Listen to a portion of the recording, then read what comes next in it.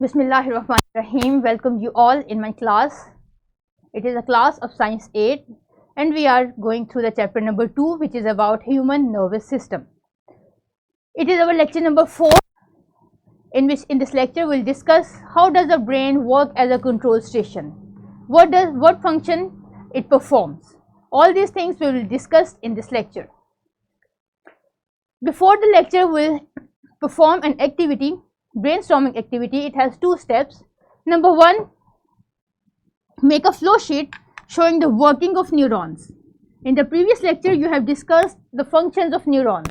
Now your task is to prepare a flow sheet in which the functions of the neuron will be mentioned in an orderly manner. आपने तरतीब से बताना है, number wise बताना है कि neuron की डिफरेंट टाइप्स किस स्टेज पे अपना फंक्शन परफॉर्म करती हैं. After that, you will guess the functions of brain by keeping in view the parts of brain. All you know that brain is made up of cells and these cells are called neurons. So by keeping in view the functions of neurons, deduce the functions of brain stepwise. You have 5 minutes for this activity. Now, अपने activity के results को अपने teacher से discuss कीजिएगा. अब हम अपने functions discuss करते हैं. ब्रेन का सबसे इम्पॉर्टेंट फंक्शन है सेंसरी इंफॉर्मेशन की प्रोसेसिंग. ब्रेन सेंसरी इंफॉर्मेशन को प्रोसेस करता है. What is this sensory information? Sensory information is the information received और conveyed to sense organs. All you know there are 5 sense organs in our body: ear, eyes, nose, skin and nose, tongue.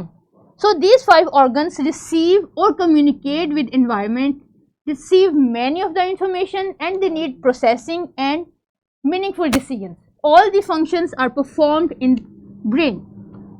क्या आप बता सकते हैं कि brain का कौन सा पार्ट इस सेंसरी इंफॉर्मेशन को प्रोसेस करता है? सेरिब्रम.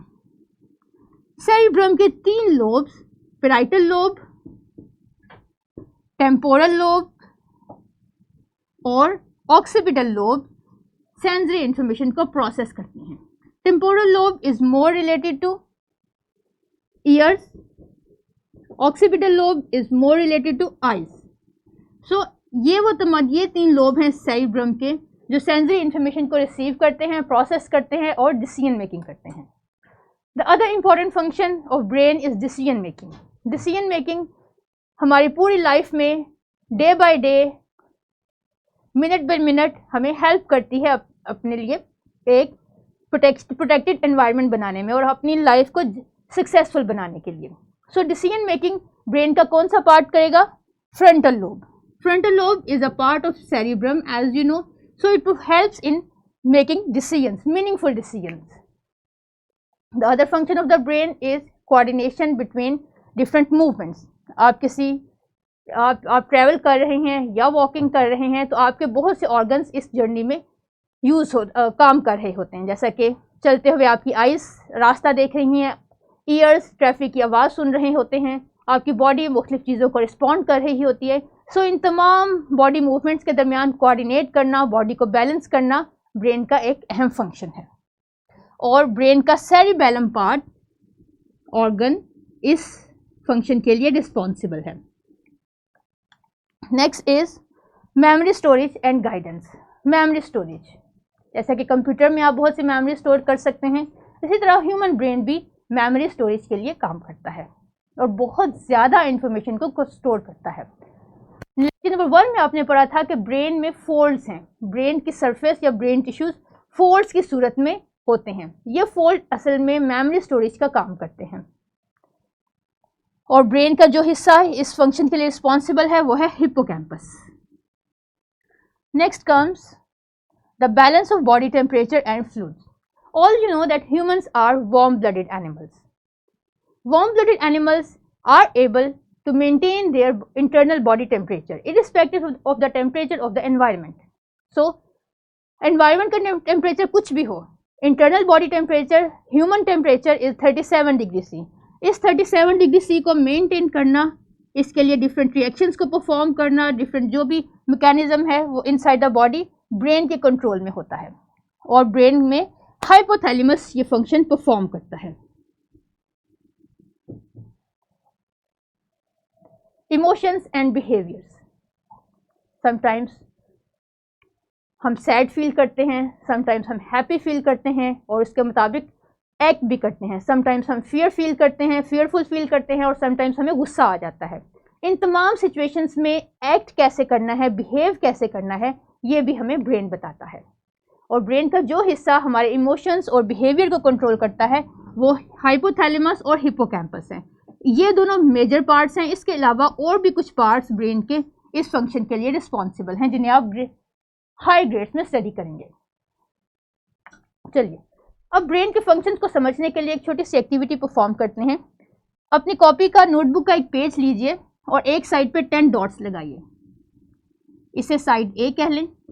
इसी तरह दूसरी साइड पे भी 10 डॉट्स लगाएं, इसे साइड बी कह लें। अब आपके पास डिफरेंट कलर मार्कर्स या पेंसिल्स होनी चाहिए। आपका टास्क क्या है कि आपने साइड ए के हर डॉट को साइड बी के हर डॉट के साथ ज्वाइन करना है। इसी तरह साइड बी का हर डॉट ज्वाइन होगा साइड ए के हर डॉट के साथ। तो आपके पास एक कॉम्प्लेक्स नेटवर्क बन जाएगा। ये कॉम्प्लेक्सिटी शो करती है कि हमारा ब्रेन किस कदर कॉम्प्लेक्स है, बल्कि इससे भी ज़्यादा कॉम्प्लेक्सिटी हमारे ब्रेन के न्यूरल नेटवर्क में पाई जाती है। सो ये एक इंटरेस्टिंग एक्टिविटी है। आप अपने ड्यू टाइम में ये ज़रूर परफॉर्म कीजिएगा ताकि आपको ब्रेन की कॉम्प्लेक्सिटी के बारे में अंदाज़ा हो सके। Next move forward to skill number 2.1। Skill 2.1 है match various body functions with the relevant part of brain that controls और रेगुलेट्स देम। एक वर्कशीट है आपके पास, अपने रिस्पेक्टिव QR कोड से ये वर्कशीट डाउनलोड कीजिएगा और इसे सॉल्व कीजिएगा, जिसमें आपने ब्रेन के पार्ट्स को उनके फंक्शंस के साथ मैच करना है। चलिए जी आगे बढ़ते हैं। होमवर्क के लिए आप क्या करेंगे? Choose any 10 actions from your daily life, find out which part of the brain is responsible for that function.